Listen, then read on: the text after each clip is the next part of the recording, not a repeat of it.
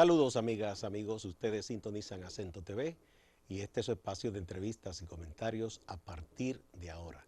Recuerden ustedes que nos están sintonizando en el canal 38 de Claro TV, en los canales 39 y 439 de Altiz y en el canal 41, eso es en Star Cable en Santiago de los Caballeros. Pero también nos pueden sintonizar en la página acentotv.do, en acento.com.do y en todas nuestras plataformas y redes sociales, incluyendo nuestro canal de YouTube y el Instagram.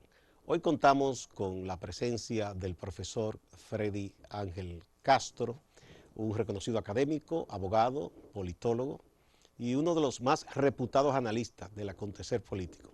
Profesor, ¿qué tal? ¿Cómo está Gustavo? ¿Cómo se siente? ¿Todo bien? Muy bien. Bueno, vamos a ver, me gustaría para empezar su lectura de la más reciente encuesta Mark Penn Stagwell, que presentó Noticias CIN, una encuesta dirigida por don Bernardo Vega. Bueno, en la República Dominicana, como en todo el mundo, ha estado afectada de una normalidad eh, trascendente, y es que yo pienso que el colectivo imaginario nacional e internacional realmente ha estado pensando en situaciones más de sobrevivencias que propiamente de la política. Ahora, en el sondeo de Mark Twain, porque hay que distinguir muy claro, una cosa es la encuesta y otra cosa es el sondeo. El sondeo es precisamente consultar, llamar en términos de redes sociales, de radio, y la encuesta, como el mismo don Bernardo Vega planteó, es un acto presencial en términos del territorio. Entonces, más bien es un sondeo este. Más bien es un sondeo porque en una encuesta, Olivo, tú tienes que tener lo que se llama la pregunta de control de calidad. Perfecto. Y en el caso de un sondeo, realmente en una base de 20,000 teléfonos sobre un escenario de 6.4 millones de teléfonos en un país donde él mismo decía que la estratificación del dato, del género, de la edad, de la localización, no está dada en función de que las grandes compañías que almacenan el Big Data, Amazon y eBay, son las que te pueden proporcionar ese tipo de información. Entonces, yo pienso que más es un sondeo político que no deja de tener sus méritos.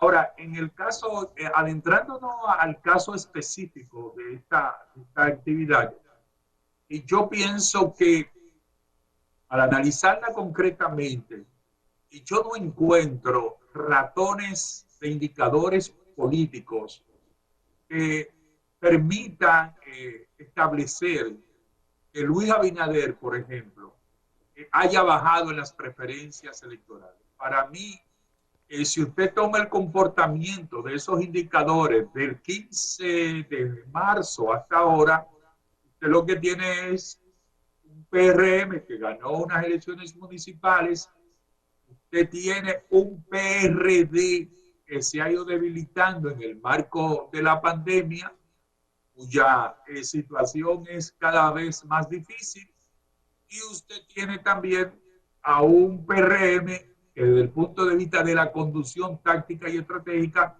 no ha cometido grandes errores. Entonces, si usted comete grandes errores en el proceso electoral, usted puede decir que en ese momento hay razones para usted descender. Es igual como el caso, por ejemplo, de la Fuerza del Pueblo. Lo que hemos estado viendo es un crecimiento a partir de un desplazamiento de las bases del PLD, y usted no ha observado tampoco que hayan sucedido eventos o hierros importantes para ese tipo de conducta. En el caso de Gonzalo Castillo, yo creo que es justo afirmar que él pudo haber repuntado 3 o 4 puntos por una razón importante.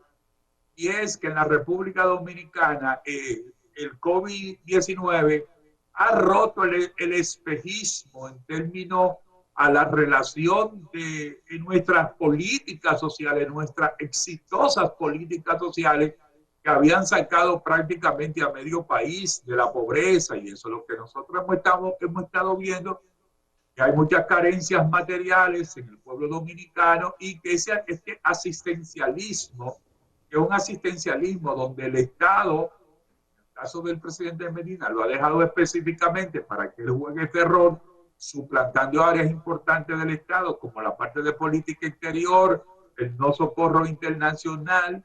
Entonces él puede haber despuntado con algunos puntos, unos 3 o 4 puntos, porque eso es la parte clientelar, la parte asistencial de la política. Pero yo creo que esta encuesta tiene una lectura que no son exactamente los números. Si usted me dice a mí cómo yo visualizo el panorama político, yo le diría que claramente se ve a un PRM en el marco de los indicadores generales clasificando a la segunda vuelta, y usted ve una lucha política por el segundo lugar en términos de la clasificación. Ahora, es probable, y a mí me llama la atención, que esa encuesta no esté dirigida ni contra el PLD ni contra la fuerza del pueblo. Es muy probable que esa encuesta esté dirigida contra el PRM. ¿Cuáles elementos le llevan a usted a sacar esa conclusión, profesor, de que es contra el PRM? Explico. Mira, una de las cosas que no se han visto y podido valorar, y es lógico por el problema del COVID-19, fue que el PRM y David Collado tuvieron un gran desencuentro. Es decir, todo apuntaba que el diseño político estructural de Carolina Mejía apoyada, de David apoyando a Faride, encajaba perfectamente en la vicepresidencia de David Collado. Esto pasó en marzo. Entonces, en marzo, esta situación política se solapó, es decir, no se visibilizó. Ahora, ¿qué resulta? Que cuando tú tomes ese acontecimiento político, si eso se hubiera producido, prácticamente la victoria del PRM estaría asegurada. Pero uno siente, y la conecto ahora con la encuesta Malpen, o el sondeo de Malpen, que hay sectores económicos y políticos del país que no se sienten cómodos con la actual conformación de la boleta presidencial y vicepresidencial en sentido general, pero en particular los sectores económicos que apoyan a David Collado. Fíjate que David Collado durante la pandemia fue capaz de generar casi 1 millón de mascarillas en términos de donación. Y llama poderosamente la atención lo siguiente: ¿cómo es posible que si yo no soy candidato a una posición, en este caso a presidente de la República, David Collado aparezca mejor valorado en el sondeo que Luis Abinader, que Gonzalo Castillo y que Leonel Fernández? Profesor, pongamos un puntito aquí, por favor, porque me están pidiendo la pausa.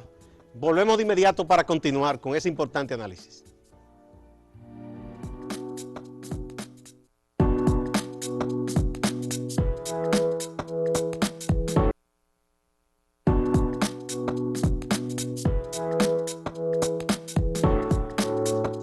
Nuestro invitado de hoy, el profesor Freddy Ángel Castro, abogado y politólogo, nos está ayudando a leer la situación camino a las elecciones en la actualidad. A propósito, como pie de amigo de esta última entrega de Penn, Mark Penn Stagwell, que publicó Noticias CIN de la mano de don Bernardo Vega. Usted decía que le llamaba la atención el asunto de las valoraciones de los políticos. ¿Por qué usted entiende que llama la atención?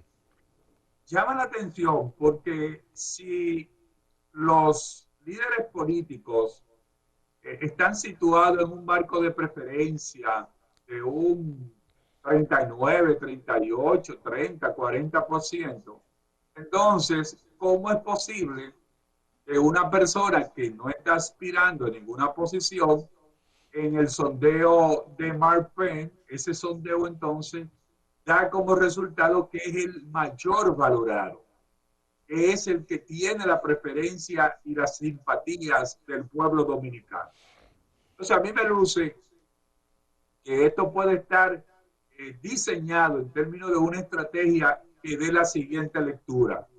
Óyeme, Luis Abinader, tú estás bajando en términos de las preferencias electorales y tú necesitarías hacer probablemente un cambio político a nivel de la vicepresidencia para ajustar que tu candidatura no caiga en términos de simpatía.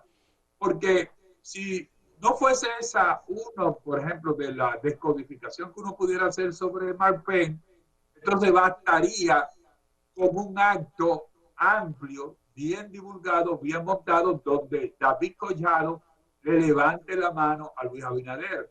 Fíjate que David Collado le ha levantado la mano a Carolina Mejía, que David Collado le ha levantado la mano a Faride, pero no le ha levantado la mano a Luis Abinader. Entonces, eso llama la atención. Inclusive, si usted se pone a ver, don Gustavo, otro elemento que es interesante en el sondeo de Mark Penn es por qué miden los aportes de la simpatía política de los vicepresidentes. Y obviamente, en ese cuadro te da que doña Margarita Cedeño de Fernández, la vicepresidenta, está aportando más a Gonzalo Castillo. Pero claro que tiene Margarita que aportar más a Gonzalo Castillo porque ha terminado, más acabado, más aceptado y más difundido. Pero cuando usted ve el caso, por ejemplo, de doña Raquel Peña, entonces aparece que ella es la que menos aporta al candidato presidencial, en este caso del PRM. Entonces, ahí hay una buena combinación de estrategias e indicadores para analizar. En el caso de Fuerza del Pueblo, no hay realmente un vicepresidente o una vicepresidenta que pueda aportar más que lo que aporta Leonel Fernández a su propia candidatura por todo lo que Aunque representa tiene una vicepresidenta bastante conocida. y está bastante activa. Y yo creo que ella está haciendo su trabajo. Fíjate, en esa misma encuesta, doña Servielena aparece muy bien valorada, casi compitiendo con doña Raquel. Entonces, ¿qué pasa aquí?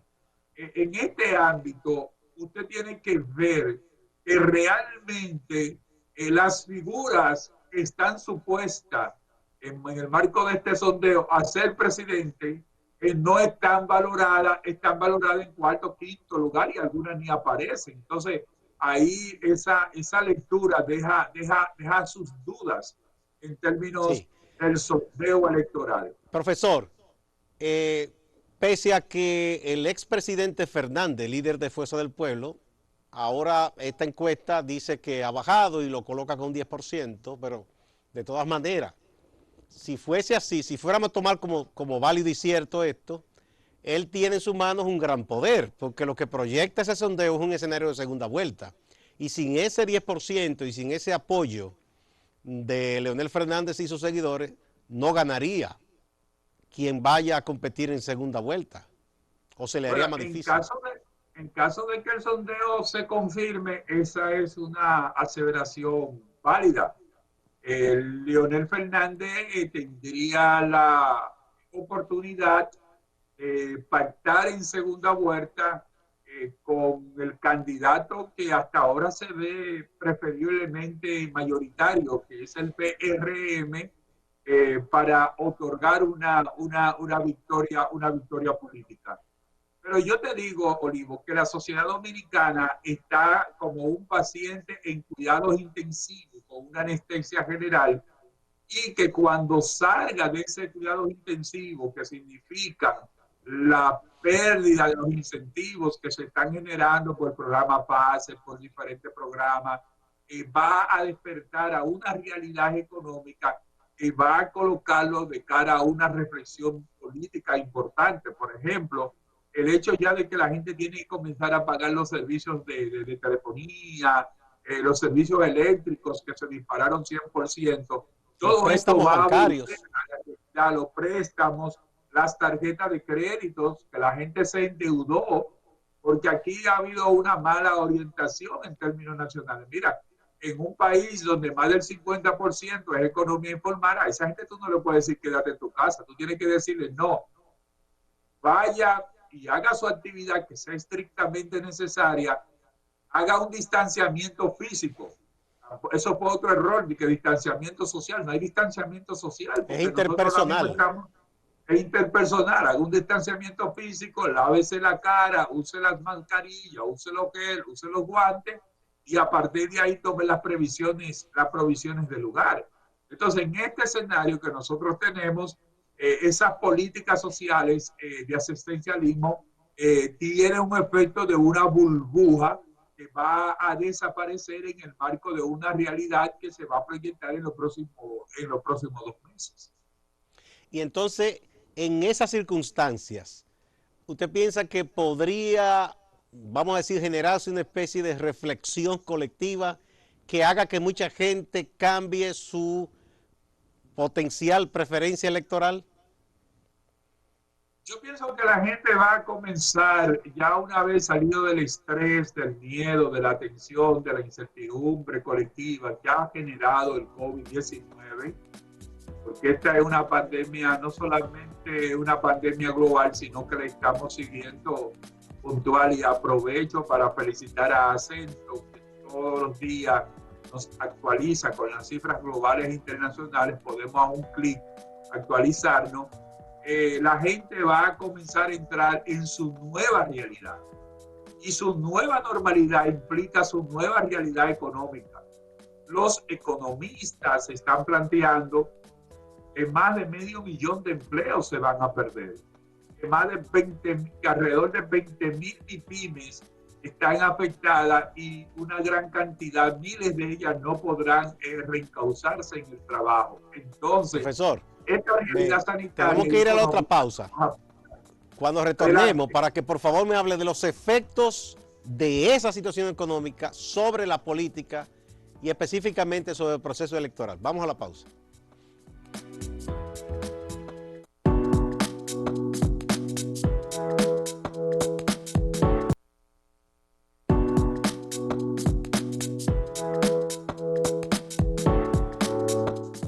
El profesor Freddy Ángel Castro es nuestro invitado de hoy. Nos está ayudando a entender esta situación, esta coyuntura en medio de una pandemia provocada por el coronavirus, una situación de un proceso electoral muy singular, porque prácticamente no se ha hecho campaña como se hace tradicionalmente. Los efectos de esa situación económica podrían llevar a que la gente cambie su preferencia electoral. Y le digo, y a propósito de que he visto, por ejemplo, una campaña profusa de Fuerza del Pueblo, diciendo que un líder probado como Leonel Fernández es el ideal en un escenario de crisis.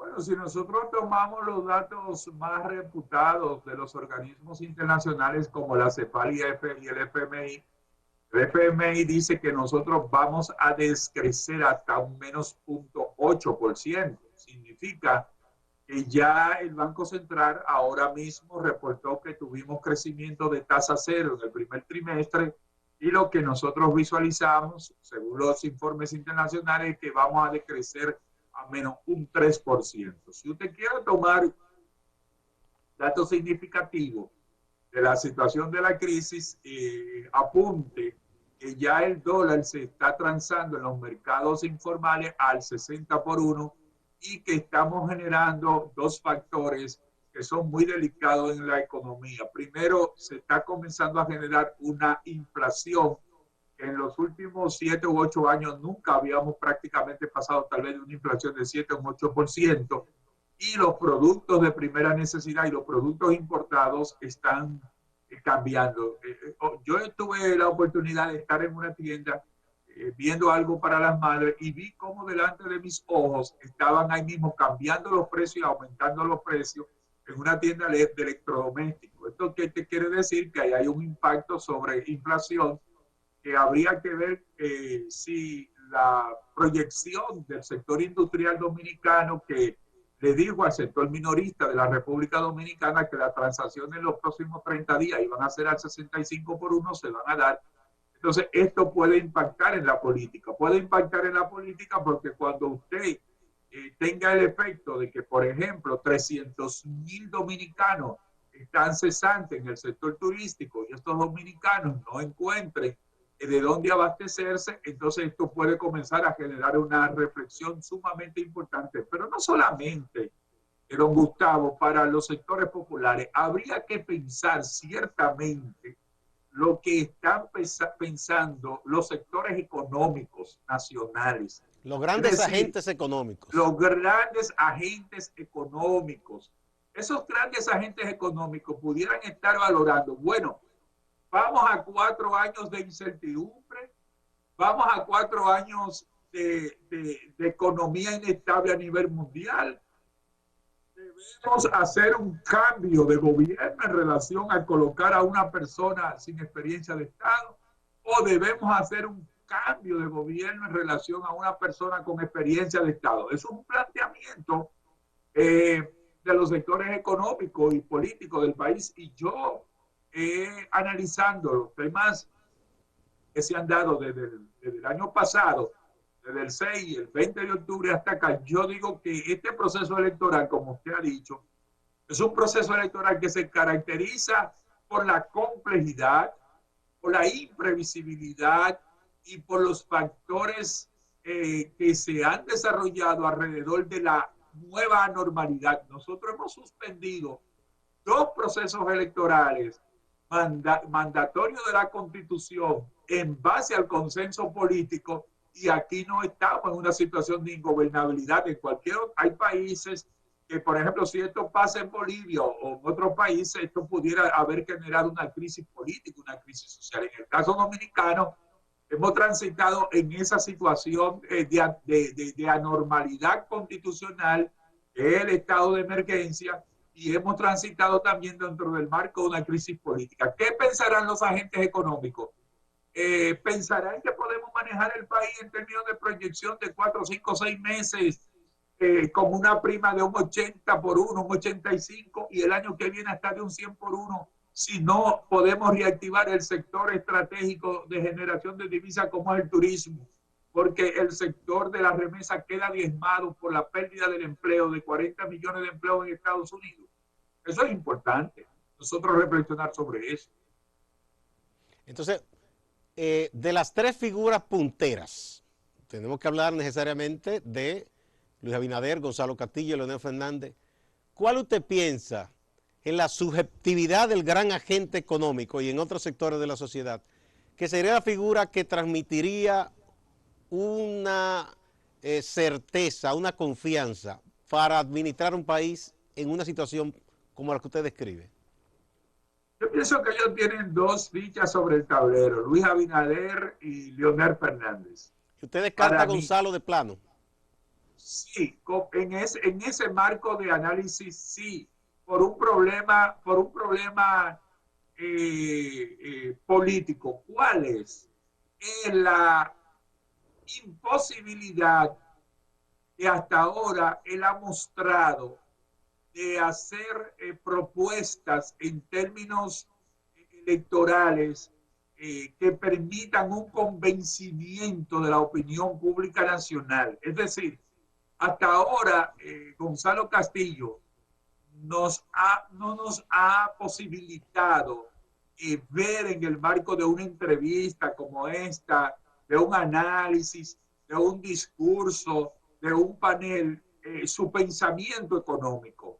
Y resulta que, si bien es cierto, don Gustavo, cuando tuvimos las elecciones en marzo, antes del COVID-19, aunque estas elecciones fueron con COVID-19, la del 15 de marzo, porque teníamos 22 afectados de COVID, en esa situación, antes de ese COVID, la situación de la economía era bastante buena en términos de un crecimiento de un Y 5.5. no habíamos Y tú declarado con los cuarentena todavía. exacto, y tú con los asesores económicos, que fue una versión que se manejó, que él se manejaría con los asesores económicos. Bueno, los asesores económicos en determinados momentos pueden tener políticas encontradas, vamos a restringir el gasto, vamos a aumentarlo, tú eres el presidente y tú eres el que tiene que tomar la última decisión. Entonces, yo no sé si él ha convencido al país, más allá del asistencialismo, que él como presidente de la República está en condiciones de tomar y valorar las decisiones adecuadas en un momento de economía internacional compleja y en un entorno desafiante de la economía dominicana. Porque Por eso recuerde usted usted, entonces entiende que la decisión estaría para quien piense en la coyuntura económica entre Luis Abinader y Leonel Fernández.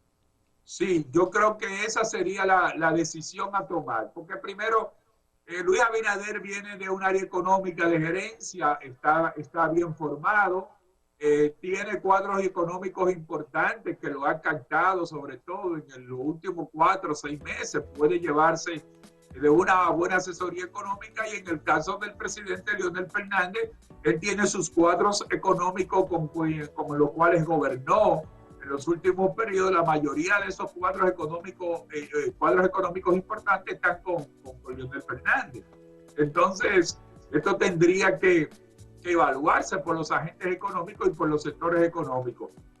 Y creo que desde el punto de vista político todavía ellos están a tiempo, porque recuerden que aquí las elecciones se pueden decidir en el marco de una semana, de 2 semanas, porque hay un factor muy voluble en términos del electorado, y la propaganda política a través de la ciberpolítica y de las redes va a jugar un rol determinante ahora que no va a haber pegadera, juntadera, abrazos y muchos caravaneos. Bueno, muchísimas gracias al profesor Freddy Ángel Castro por estas explicaciones, siempre muy claros sus planteamientos. Le agradecemos muchísimo, así a la distancia. Ya volveremos a encontrarnos más cercanos en el futuro próximo. A ustedes también, amigas y amigas, gracias. Y no se vayan, que hay más en Acento Portal y Acento TV.